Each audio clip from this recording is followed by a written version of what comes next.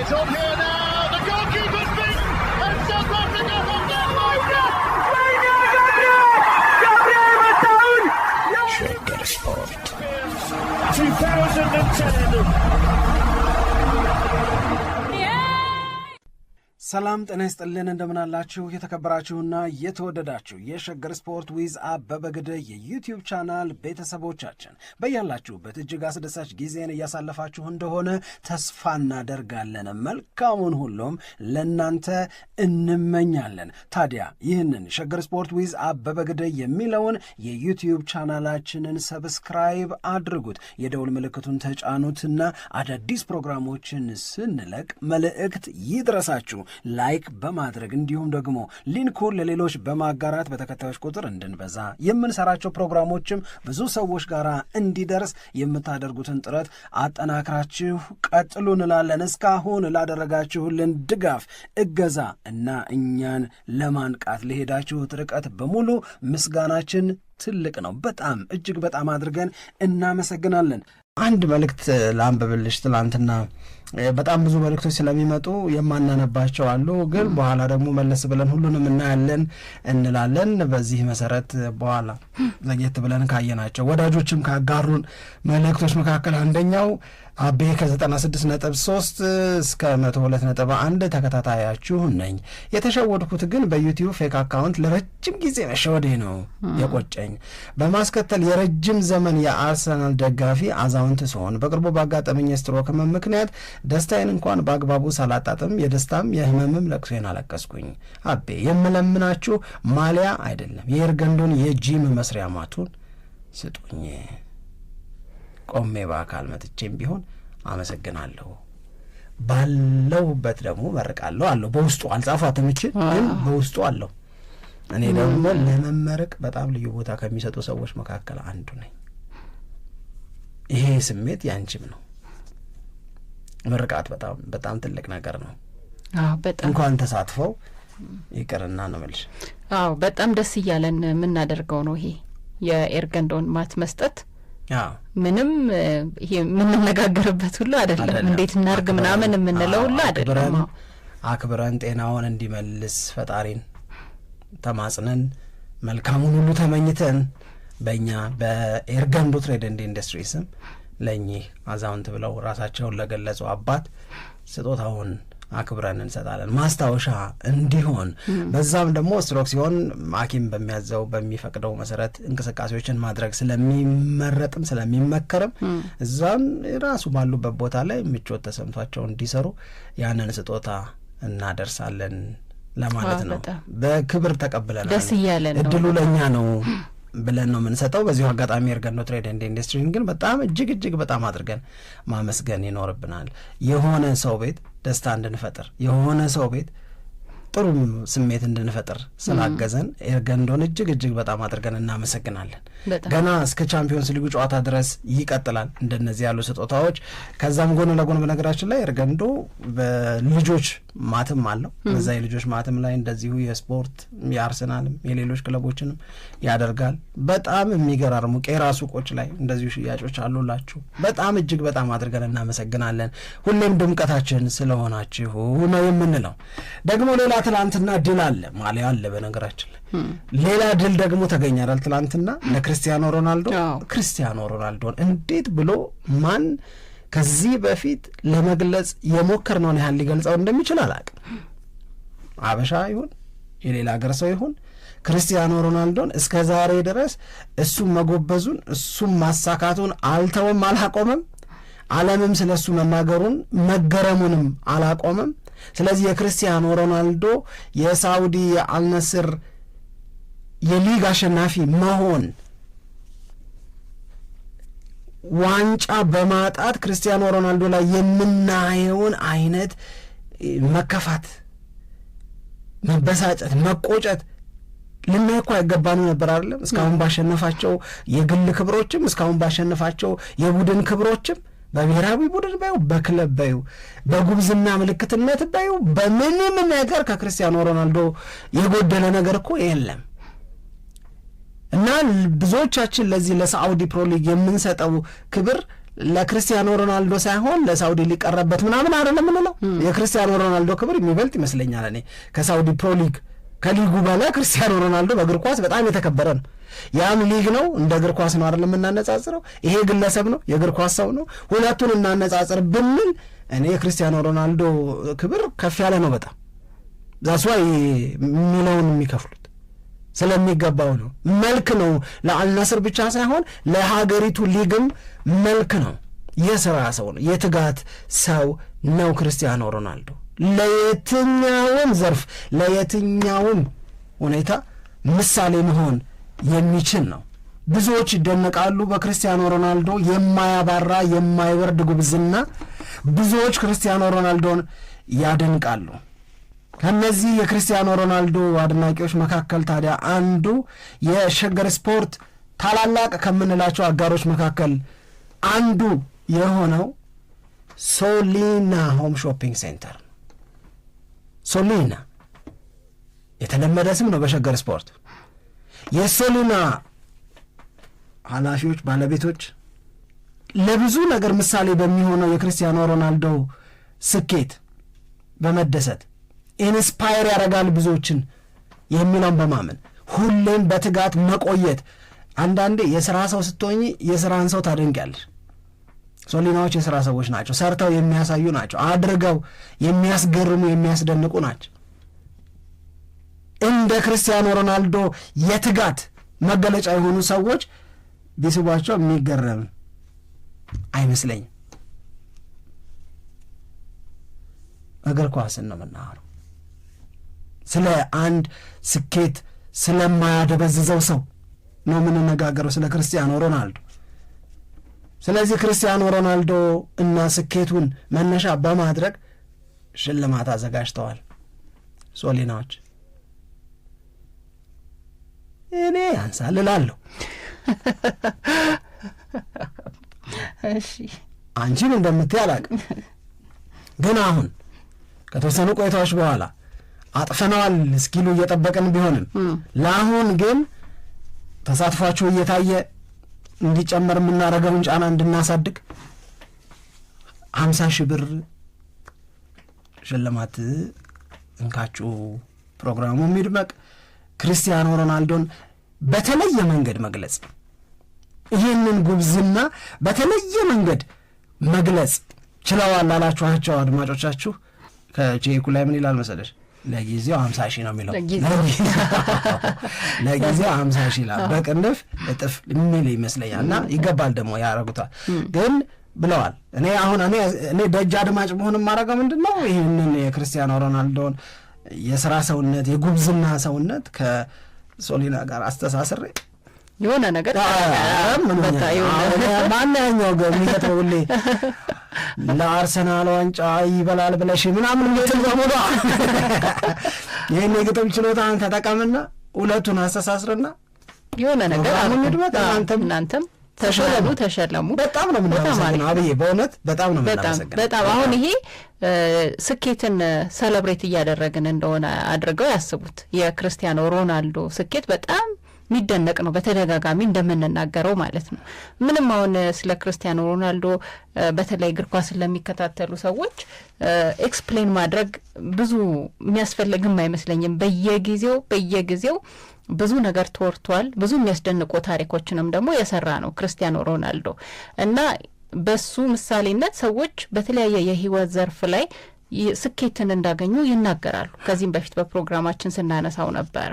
ስለዚህ የክርስቲያኖ ሮናልዶን ስኬት፣ አልደክም ባይነት፣ ጽናት እንደዚሁም ደግሞ ተስፋ ለመቁረጥን በአንድ ላይ እየተመለከትን እንደሆነ አድርገው ያስቡትና ይህንን በቃ አሁን ለደረሰበት እንግዲህ አሁን 41 ዓመቱ ነው ክርስቲያኖ ሮናልዶ።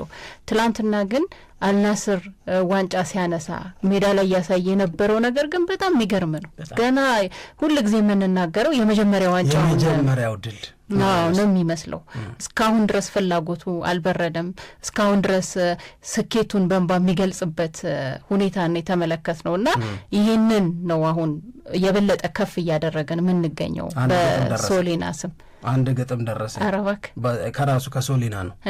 ሸገር ስፖርት አዞ ማንም ቢለዋል፣ ፈቃደኛ ሆነን ብሩን አጥፈነዋል። ከምርን ነው እንዴ?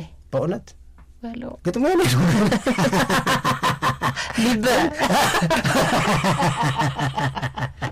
በእውነት ግጥሙ ነው። ግን አብዬ ቴክስት ልኮልኛል በእውነት ያረጉታል። ምንም ጥርጥር የለውም። 100,000 ያርገነዋል ብሎ በቃ የ100,000 ብር የገንዘብ ሽልማት አለላችሁ ከሶሊና ሆም ሾፒንግ ሴንተር። ክርስቲያኖ ሮናልዶ ሶሊና ሸገር ስፖርት ዊዝ አበበ ግደይ የዩቲዩብ ቻናል ወቁበት እንግዲህ።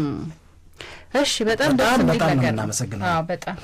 በጣም ደስ የሚል ነገር ነው። በጣም እናመሰግናለን ሶሊናን። በዚህ አጋጣሚ ትንሽ እኮ ጊዜ ብንሰጠ ደግሞ እንደገና ባጠሩኝ የሆነ ነገር ክፍል ዘርቼ መቀመጥ ታወርደው ነበር። በጣም አሪፍ ነው። አድማጮቻችን ተሳተፉ፣ እስቲ ስሜቶቻችሁን ግለጹ። በየጊዜው የምታደርጉት ነገር ነው ይሄ። በእርግጥ ከክርስቲያኖ ሮናልዶ ጋር በተያያዘ ግን አሁንም ደግሞ የበለጠ ጥሩ ጊዜ እንድናሳልፍ ስለሚያግዘን አስተያየቶቻቸውን፣ ስሜቶቻቸውን እየገለጹ እንዲቀጥሉ አሁንም ማስታወስ እንፈልጋለን። በጣም በጣም አድርገን እናመሰግናለን። ክብረት ይስጥልን ነው የምንለው። እንግዲህ ሽልማቱ ለእናንተ ነው። በጣም በጣም በጣም በጣም በጣም ደስ ብሎናል። እናመሰግናለን። ወደ ጉዳዮቻችን እንሂድ። ያው የምናወራው የመጀመሪያ ወሬያችን የክርስቲያኖ ሮናልዶ ስኬት አይጠግቤነት፣ ስኬት የማያዘናጋው ማንነት በጣም ከባድ ነው። በነገራችን ላይ ብዙ ጊዜ ሞቲቬሽናል ስፒከር ናቸው የሚባሉ ባለሙያ የሆኑ ተናጋሪዎች ይሄ ከዚህም ከዛም እየተነሱ የሚናገሩትን ማለት አይደለም፣ ግን በጎ የተናገረ ችግር የለውም።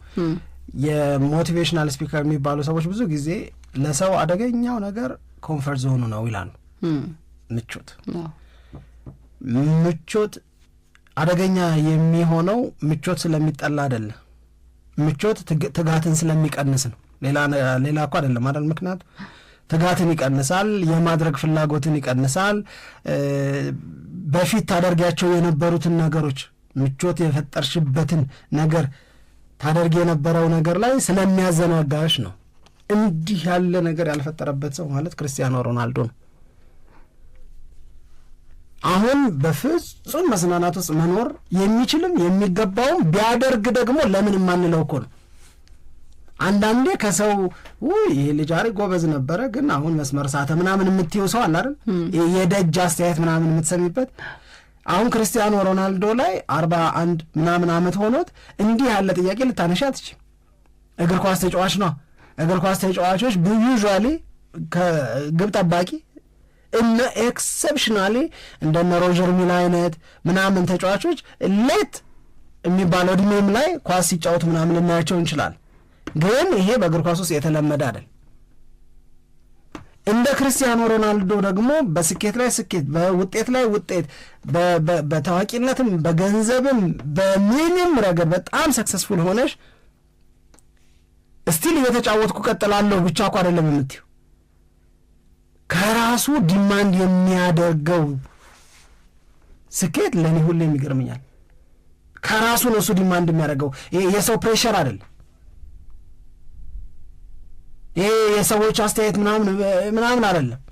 ክርስቲያኖ ሮናልዶ ከራሱ ሁሌም ልክነትን፣ ከራሱ ሁሌም ውጤትን፣ ከራሱ ሁሌም አለመጉደልን ምናምን የሚፈልገው። የክርስቲያኖ ሮናልዶ የዘንድሮ የውድድር ዓመት አመፅ የሚመስለው ተግባሩ የመጣው እኮ ይሄንን ውድድር ለማሸነፍ ካለው ኮሚትመንት እኮ ነው።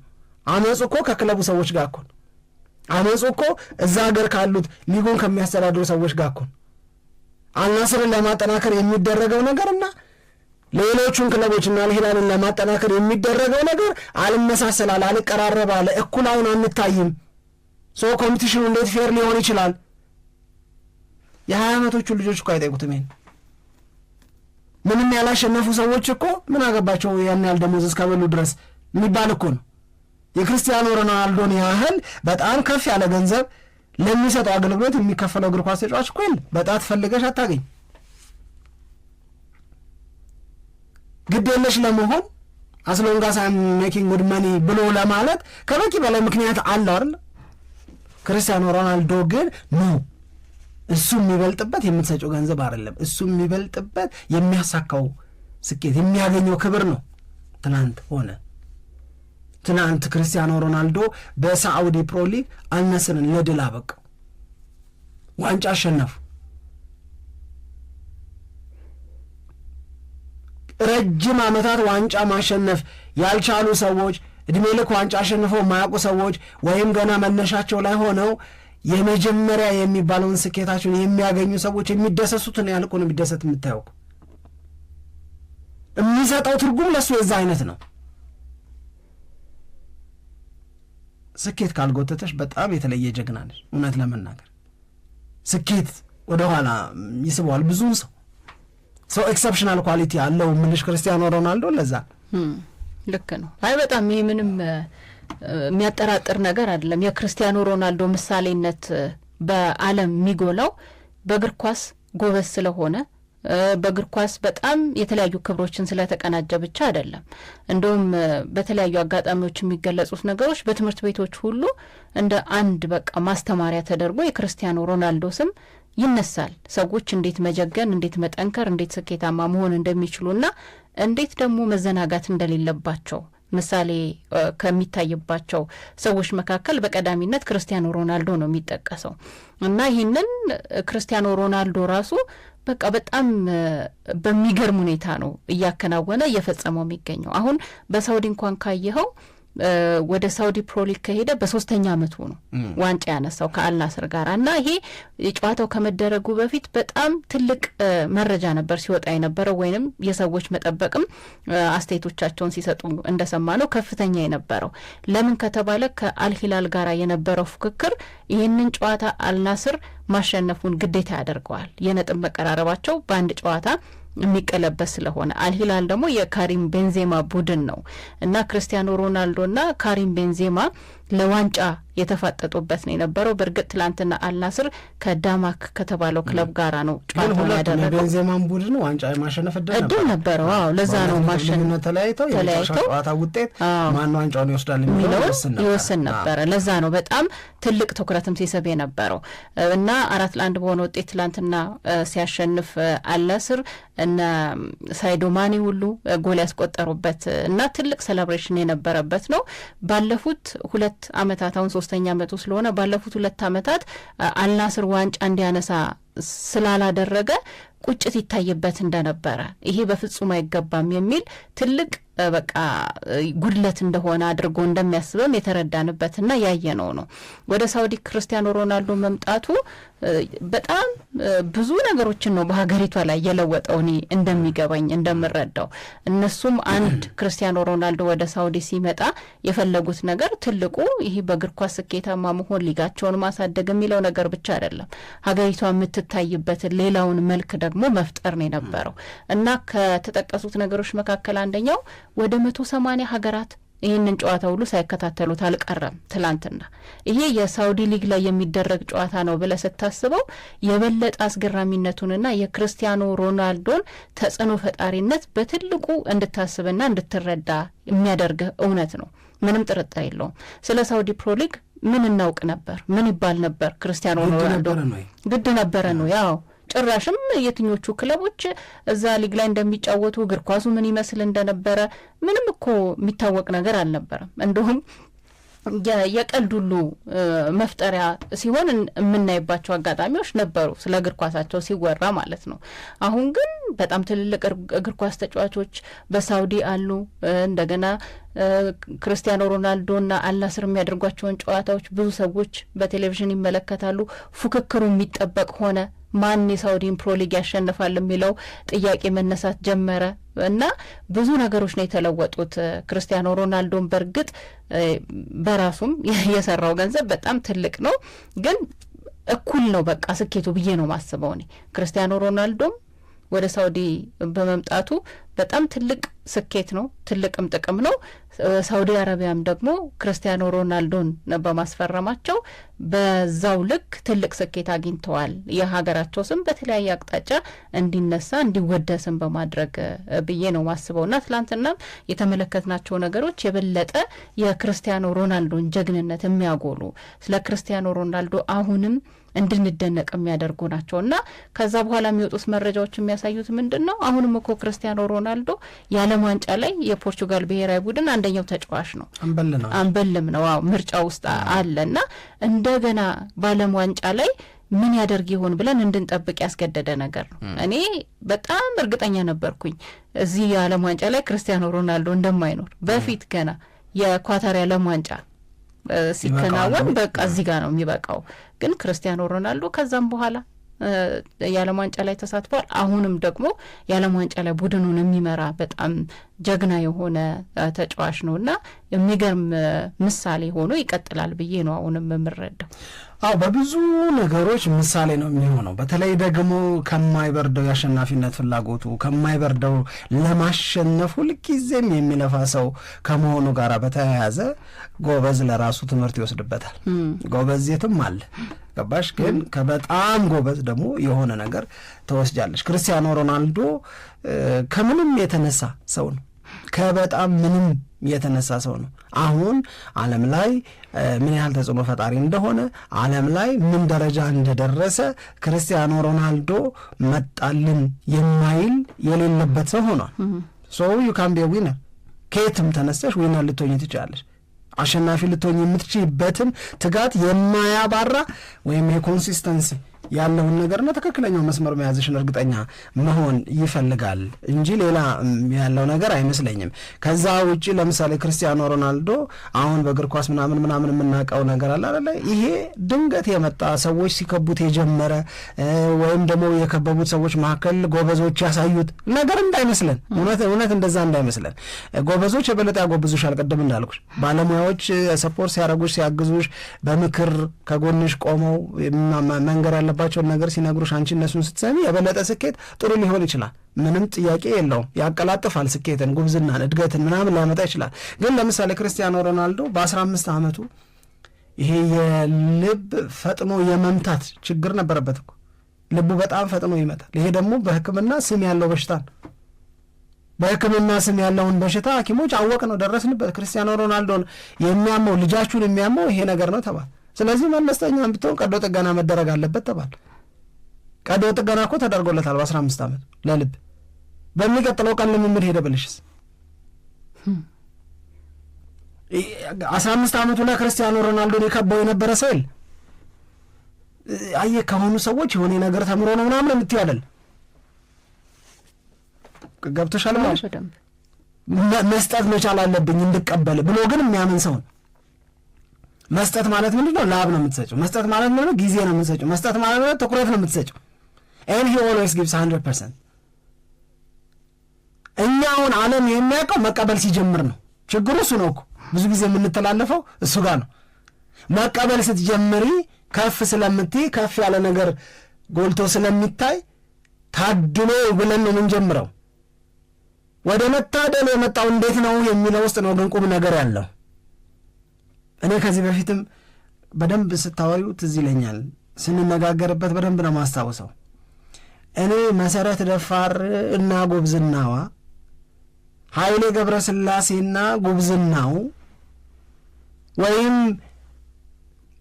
ሲኦል ጀምሮ ኃይሌ ገብረስላሴ በርሊን ማራቶንን እስከሚያሸንፍ ድረስ ያመጣቸው የሩጫ ስኬቶች፣ መሲ ደግሞ ከአቴንስ ጀምራ ለንደን ድረስ ምናምን ያመጣቻቸው ስኬቶች ምናምን እኔም በእውነት ደስ ይሉኛል። እነዛ ስኬቶች በጣም ያስገርሙኛል። እነዛ ስኬቶች በመምጣታቸው ለነሱ የምሰጠው ጎበዞች የሚል ክብር አለ። ግን በጣም የሚደንቀኝ ኃይሌም መሲም ጥሩዬም ቀነኒሳም ማንንም ብትጠሪ የሚገርመኝ ግን ተስፋ አለመቁረጣቸው። እኔ ትምህርት ያለ የሚመስለኝ ተስፋ አለመቁረጣቸው ውስጥ ነው። ምክንያቱም ግጥም አርጎ ተስፋ የሚያስቆርጥ ማአት ነገር አለ። አሁን እስኪ ዝም ብለሽ አስቢው። በእኛው ፕሮግራም ላይ ስለተናገረችው መሲ የመሲን ምሳሌ እናርገው ብንል ከኔ ተራ ከሆነ ሰው እየተዋስሽ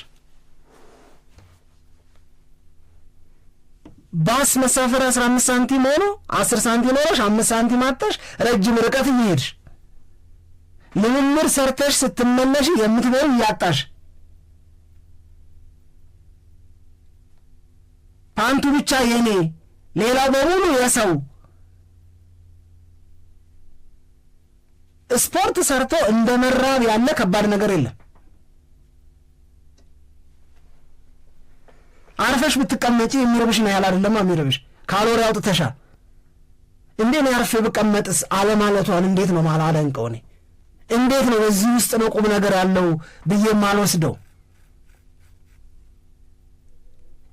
ኃይሌ የወንድሙን ጫማ ወስዶ የወንድሙ ጫማ ስለሚሰፋው ሶሉ ስለተገነጠለ ከስር በበረባሶ ወይም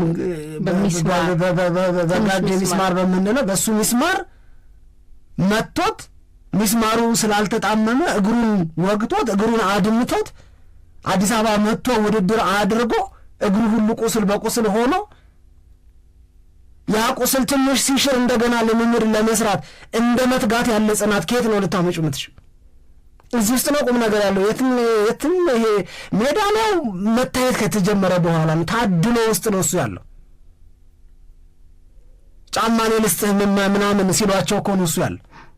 የኔን ልበስ የኔን ከለበስክ ይሄን ያህል ብር እሰጥሃለሁ፣ የኔን ካደረግ ይሄን ያህል እሰጥሃለሁ ምናምን ከተባሉ በኋላ ያለውን በአጠገባችን ውሃ በመሰለሽ መኪና ልፍ ሲሉ የኃይሌ ሪዞርት ተመረቀ ምናምን ሲባል የመሰረት ደፋር ሞል ተመረቀ ጥሩነሽ ዲባባ እንዲሰራች ምናምን ሲባል እንደዚህ ሲቆሙ ህንፃዎቹ በመኪና ሲያልፉ ይሄ እኮ እሷ ነው ይሄ እኮ እሱ ነው ምናምን ሲባል ነው ገባሻ?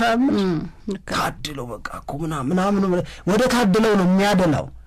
እዚች መታደል ላይ ከመደረሱ በፊት የተከፈለችዋን ዋጋ የመክፈል ገቱ አለን ወይ? እንደገና በዛ በወጋኝ ጫማ ልምምድ ሰራለሁ እንዴ? እሱን አሽቀንጥሬ ጭራሽ ይባስ በሚያመው በባዶ እግሬ ሮጣለሁ እንዴ? ኃይሌን መሆን ይፈልጋል። ክርስቲያኖ ሮናልዶ እንደዚህ ነው። ታድሎ ከመባሉ በፊት ከብዙ ወንድምና እህቶቹ ጋር በአንድ በጣም ጠባብ ክፍል ውስጥ የሚተኛ ማክዶናልድ ሄዶ ትራፊ የሚጠይቅ የተመለሰ ስጡኝ የሚል ምላሽ የሚጠይቅ አልሸጥ ያለ ስለማያድር አድሮ ከሚጣል ነው ልብላው ብሎ ከጓደኞቹ ጋር ሄዶ የሚጠይቅ ደጎች ይሰጡት የነበረ ሰው እኮ ነው ክርስቲያኖ ሮናልዶ። ታቆሚያለሽ። እውነት ብዙ ሰው ያቆማል፣ ብዙ ሰውም ደግሞ አቆሟል እንጂ ኤግዛክትሊ እሱ ነው ሲነግሩን እኮ ሰምተን እናውቃለን። እገሌ የምትባል አሁን መሴ ስትነግረን በጣም የምትገርም ሯጭ ነበረች፣ በጣም ጎበዝ፣ የት እንዳለች ግን አሁን አላውቅም ምናምን ብላ ባናገርናት ጊዜ የአትሌቶችን ስም እየጠራች ትነግረን ነበር። ኃይሌም የሚነግረን ብዙ ታሪክ አለው፣ በጣም የሚደነቅባቸው ጎበዝ የነበሩ ግን በቃ ሁሉም ሰዎች ያንን አይነት የአእምሮ ጥንካሬ ልታገኝባቸው አትችልም። የተወሰኑ ሰዎች ላይ ነው ያንን አይነት የአእምሮ ጥንካሬ የምታገኘው። ያንን ማለፍ ነው ደግሞ የበለጠ በጣም የሚያስደንቅ ነገር እንድናወራ የሚያደርገን አንድ። ሁለተኛው ደግሞ ይህንን ፖቴንሻል አይተው የሚያግዙ ሰዎች ብዙ ጊዜ አሁን የሚደነቀው ትልቁ ነገር እሱ ነው። ቀደም አንተ ያልከው ነገር ላይ ነው መጨመር የፈለግኩት። ምክንያቱም ካለፈ በኋላ ሁሉም ነገር የሚያስቀና ደረጃ ላይ ከደረሰ በኋላ ብዙ ፈላጊ አለ። አሁንም ስፖንሰር ማድረጊው ትጥቅም የሚሰጠው በእኔ ጫማ ሩጥ፣ የኔን ቲሸርት ልበስ ምናምን የሚለው ከፍዬ በጣም ብዙ ነው። ያ ከመምጣቱ በፊት ግን ያንን ፖቴንሻል የሚያዩ ደግሞ የተወሰኑ ሰዎች አሉ፣ በቻሉት አቅም የሚያግዙ። እነሱ ደግሞ የበለጠ በጣም የሚበረታታ ነገር ያላቸው ይመስለኛል። በጣም ልክ ነሽ። እነዚህም ሰዎች ሲሳካላቸው ዞር ብለው ከሚያዋቸው ሰዎች መካከል እኮ እነዚህ ናቸው። ክርስቲያኖ ሮናልዶ ያቺን ልጅ ፈልጉልኝ ለምን አለ? ያቺ ማክዶናልድ የሰጠች ከእግር ኳስ ልምምድ መስራት በኋላ ረሃቡን ታስታግዝ። ርቦሽ ተኝተሽ የምታውቂ ከሆነ የምለው የሚገባው ያ ነው። መተኛታች ረጅም ነው የሚሆነው ሌሊቱ።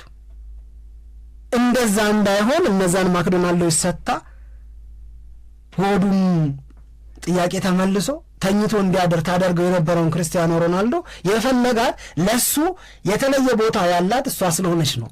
ያንን ደግነት እኮ ነው ሪኮግናይዝ እያደረገ ያለ። አሁን እንግዲህ በአገር ቤትም ነገርኩሽ፣ በውጭም አነሳን፣ የሚያስቆሙ ብዙ ምክንያቶች አሉ። ግን ትክክለኛው መስመር ላይ ነኝ ብላችሁ የምታስቡ ሰዎች አታቁሙ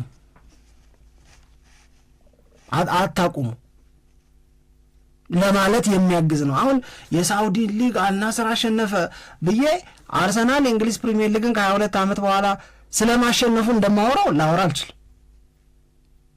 ይሄ ዝም ብሎ ጎርፍም መሆን ነው ለኔ ለራሴ ነው። ታሪኩ የተለያየ የክርስቲያኖ ሮናልዶ ጉዳይ ስለሆነ የዚህ የክርስቲያኖ ሮናልዶ ጉዳይ ውስጥ ልብ ላለው ሌሰን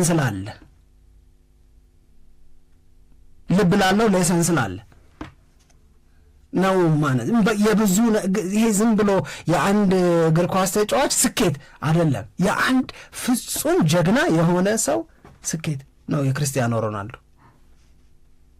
የአንድ ድል የማይበቃው ሰው የእውነቴን ነው የምነግርሽ። እኔ ክርስቲያኖ ሮናልዶ እኔ መቼ በቃኝ እንደሚል አላቅም። አሁን ሪታየር ላርግና ለሚስቴና ለልጆቼ ድል ልስጥ ምናምን መቼ እንደሚል አላቅም። ለእኔ ብቻ ሳይሆን አክቹዋሊ ለብዙ ሰው ኤክሰፕሽናል ነው እና ደግም ነው። ብር ስለሚሰጥ አይደለም፣ ደምና መቅኒ ስለሚሰጥ ሬጉላርሊ ቦንማሮ ዶኔት ያደርጋል። ቦንማሮ ጎደለን ብሎ የበሬ ቅልጥም ቀቅለው እያለ ነው ሰው የሚበላው። ከዛ በሰፕሊመንት አለው በአሜሪካን በአውሮፓን በምንም ይሸጣል። የምር ለውጥ ያመጣል ይላል። ክርስቲያኖ ሮናልዶ ሰውነቱ እዛ የሚያምር ሰውነት ላይ ታቱ የማያደርገው ለሰዎች ደም መሰጠትና መርዳት እንዳይቋረጥበት እኮ ቢያደርግም እንደ ቤካም ሊያምርበት እኮ ይችላል። ግን ያንን ደግነት ያስተጓጉለዋል። ያንን ቦን ማሮ የመስጠት ነገር ያስተጓጉለዋል። አይዶን ነው ስለ ሰውየው ሮናልዶ ነው የማወራው። ሲፈልግ 2 ሜትር ከ93 ዘሎ ደግሞ ያስገርመናል አይደል? ክርስቲያኖ ሮናልዶ እንዲህ አየር ላይ ኳስ ሊገጭ የዘለለው እኮ 2 ሜትር ከ93 እኮ። አሁን ብዙ ቦታዎች ላይ ቱሪስት እንደ ቱሪስት እንትን ብሎ ሁካም ቢት ሮናልዶ ተብሎ እኮ ተቀምጧል። 293 የሚዘል ኳሷን ሊገጫት የዘለለበት የጭንቅላቱ የመጨረሻው ሲለካ 2 ሜትር ከ93 ነው። ሪካርዶ ነው መነጋገሪያ ሆኖ እንደነበረ ምናምን ምናስታውሰው ነው። ብዙ ነገር ነው ማንሳት የሚቻለው ስለ ክርስቲያኖ ሮናልዶ። ያው ስኬቱ ድሉ በአብዛኛው የስራ ውጤት ስለሆነ የትጋት ውጤት ስለሆነ የተስፋ ለመቁረጥ ውጤት ስለሆነ በየጊዜው እየተነሳ ይቀጥላል እና ብዙ ሰዎችም ደግሞ ክርስቲያኖ ሮናልዶ ስኬት ሲያገኝ በጣም ደስ የሚላቸው አንድም ከዚህ የተነሳ ነው። አሁን የአልናስር ተጫዋች ሆኖ ዋንጫ ሳያነሳ ከአልናስር ጋር ቢለያይ በጣም እሱም ደስተኛ አይሆንም። ብዙ የክርስቲያኖ ሮናልዶ ወዳጆችም አድናቂዎችም ደስተኛ አይሆኑም። ለዛ ነው አሁን የመጀመሪያ ዋንጫውን ሲያነሳ በብዙ የእንኳን ደስ ያለ መልእክቶች መገናኛ ብዙሃኖች ሁሉ የተጨናነቁት እና አጠቃላይ በሊግ ውድድሮች ላይ እንግዲህ ከአልናስር ጋር ያነሳው ዋንጫ 8ኛው ሆኖ ነው የተመዘገበው። ምክንያቱም ከዚህ በፊት የተለያዩ ዋንጫዎችን አንስቷል ከማንቸስተር ዩናይትድ ጋራ በፕሪሚየር ሊጉ 2006 2007 2007 2008 እና 2008 2009 3 ተከታታይ የውድድር ዓመት ዋንጫ ያነሳበት ነው። ከሪያል ማድሪድ ጋራ ደግሞ 2011-12 እና 2016-17 ላይ የሊጉን ዋንጫ አንስቷል። ከዩቬንቱስ ጋራ 2018-19 2019-20 ዋንጫ አንስቷል። ከዛ በኋላ አሁን 2025-26 ላይ ነው ዋንጫ ያነሳው። አጠቃላይ 8 የሊግ ውድድሮችን ያሸነፈበትን ዋንጫ አንስቷል ማለት ነው እና የክርስቲያኖ ሮናልዶ ያው ቁጥሮች ሪከርዶች ቢዘረዘሩ በጣም ብዙ ናቸው። ለሰውም በቃ የእውነት ነው የሚያስብል ጥያቄ የሚፈጥሩ ናቸው። ግን በተለየ ሁኔታ ደግሞ መታየት ያለበት አሁን ስናነሳው የነበረው ነገር ነው። ትጋቱ ነው፣ ጥንካሬው ነው፣ ተስፋ ለመቁረጡ ኮሚትመንቱ በጣም በጣም የሚገርም ነው። ለዛ ነው በተለየ ሁኔታ የክርስቲያኖ ሮናልዶ ታሪክ ሰዎችን የሚስባቸው ብዬ ምን ይረዳለሁ። የክርስቲያኖ ሮናልዶን ዝም ብለው አልፎ አልፎ የሚያስገርሙኝን ነገሮች ልንገርሽ። አንዳንዶቹ የእውነት ያስደነግጣሉ የሚባሉ ግን የክርስቲያኖ ሮናልዶ እውነቶች ናቸው። ለምሳሌ የአውሮፓ ቻምፒዮንስ ሊግ ጨዋታ ከተደረገ በኋላ የአውሮፓ ቻምፒዮንስ ሊግ ጨዋታ በምሽት ጨዋታ ሊኖር ነው በስቴዲየማችን ብለው ነው የክለብ ደጋፊዎች ደስ የሚላቸው ቡድናቸው ለቻምፒዮንስ ሊግ መግባቱን ሲያረጋግጡ እና የአውሮፓ ቻምፒዮንስ ሊግ የምሽት ጨዋታ ተደርጎ ካለቀ በኋላ ይላሉ የክርስቲያኖ ሮናልዶ ዙሪያ ያሉ በማሰልጠንም በምናምን ማብሮት ያሉ ሰዎች ከሌሊቱ 8 ሰዓት የጨዋታ ዕለት እኮ ነው የምልሽ ከሌሊቱ 8 ሰዓት ጂምናዚየም ይመጣል። ጂምናዚየም መጥቶ የሪከቨሪ ስራ መስራት ፈልጌ ነው ይላል።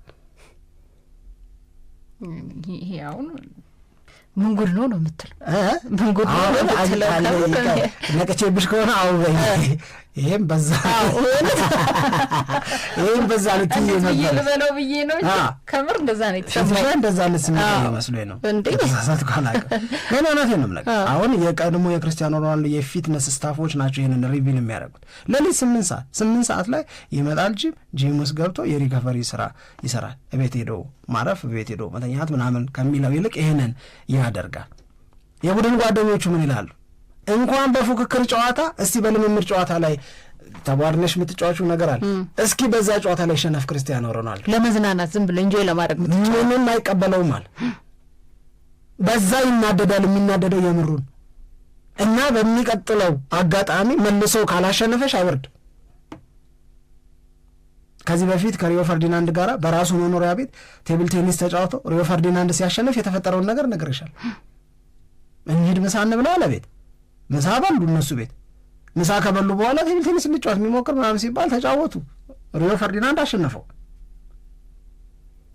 በጣም ነው የተበሳጨ። ፓትሪክ ቪዬራ ነው ይህንን የሚነግረን፣ ኤቭራ ነው የሚነግረን ይህንን። ኤቭራ ይህንን ሲናገር በሚቀጥለው ጊዜ የሚያለማምደው ሰው አዘጋጅቶ በደንብ ተዘጋጅቶ ሪዮ ፈርዲናንድን ለማሸነፍ የሚያስችል አቅም አግኝቻለሁ ብሎ ሲያስብ ምሳ እንበላም አለ። እቤት ሄደው ምሳ በልተው ሪዮ ፈርዲናንድ መቅረት የለበትም። ተዘጋጅቶለታል፣ ሳላወቀም ተደርሶለታል። ምናምን እንጫወታል። አንጠባጠበዋል። ግራ ይገባሃል። አንዳንዴ የሆነ ምሳ ምናምን አርፎ አይቀመጥም። የሆነች ነገር ያደርጋል፣ ስፖርት ይሰራል። ሰውነቱን ለምንድን ነው ክርስቲያኖ ሮናልዶ በደንብ የሚንከባከበው? በወሬ መሀል ድንገት ወርዶ ፑሻፕ ሊሰራ እኮ ይችላል አሉ ክርስቲያኖ ሮናልዶ። ከዛ ውጪ መሆን አይችልም። ሂዝ ሀይሊ ኦብሰስድ ነው፣ አዲክትድ ነው ለአካላዊ እንቅስቃሴ መስራት ምናምን፣ መስል ቢልድ ማድረግ ምናምን በጣም ነው የሚወደው። ለምንድን ነው ለምን እንደሆነ ከስፖርቲንግ ሊዝበን ማንቸስተር ዩናይትድን ከተቀላቀለ በኋላ ቀጮ ነበር የሚሉት እኮ። የእንግሊዝ ፕሪሚየር ሊግ ሞር ፊዚካል ነው አይደል? ያንን አቅቶት ነበረ። ይሄ ልጅ ኳስ ጎበዝ ነው ግን ነው ሲባል ሰማ፣ ነገሩት። ፊዚካሊ ፊት አይደለም አልነበረም። ለሱ እኮ እንደዛ ነበር የሚያስበው። አሁን ክርስቲያኖ ሮናልዶ ያንን ሰማ። የጎደለኝ ነገር በፕሪሚየር ሊጉ ማሳካት የምፈልገውን ነገር እንዳያጎድል አለና ተጋ። ሲዝኑ አልቆ ለሁለተኛው ውድድር ዓመት ሲመጣ ዋን ኦፍ ዘ ሞስት ፓወርፉል ፉትቦለርስ በሊጉ ላይ ከሚባሉት መካከል እዛ ውስጥ ነው አሉት። የእረፍት ተብሎ የተሰጠ ጊዜ ሰራበት ነው እኮ እያልኩሻለን። እንደዚህ ነው ክርስቲያኖ ሮናልዶ። ለምን አይጠጣም? መጠጥ ለምንድን ነው የማይጠጣው? ከመጥፎም ይማራል። ገባሽ? አባቱን የገደለው መጠጥ እንደሆነ ያውቃል። በፍጹም ያ ነገር መልሶ ሀፕን እንዲያደርግ አይፈልግም። ለልጆቹ አሁን ጁኒየሩ ልጁ ኮካ ተደብቆ ከጠጣ የሚገጥመው ቅጣት አለው እኮ። ምልልሽ የምችለው በጣም ብዙ ነገር ነው ስለ ክርስቲያኖ ሮናልዶ የእውነት ለመናገር ማለት ነው። እና ይገርመኛል። እስኪ እናንተስ ምን ትላላችሁ እንበል አድማጮቻችንን።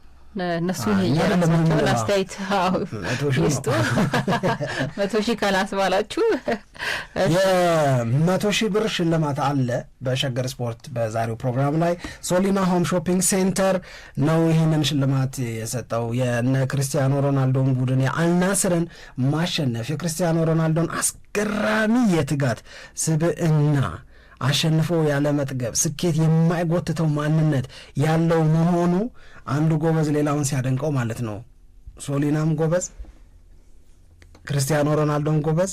ስለዚህ ስለ እነዚህ ጎበዞች አሪፍ አድርጎ በሸገር ስፖርት ዊዝ አበበ ግደይ የዩቲዩብ ቻናል ላይ ኮሜንት ሴክሽኑ ላይ የሚገልጽ ሰው የ100,000 ብሩ ሽልማት ተቋዳሽ ይሆናል ነው። 100,000 ብሩ ለአንድ ሰው እኮ አይደል፣ ይከፋፈላል። ለገሌ ይሄን ያህል፣ ለገሌ ይሄን ያህል፣ ለገሌ ይሄን ያህል እያለ እንሰጣለና በጣም እናመሰግናለን አድማጮቻችን አብራችሁን ቆይታችሁ ፕሮግራማችንን ስለተከታተላችሁ በያላችሁበት መልካም ቀን መልካም ጊዜ እንዲሆንላችሁ እንመኛለን። ኢትዮጵያ ለዘላለም ትኖር።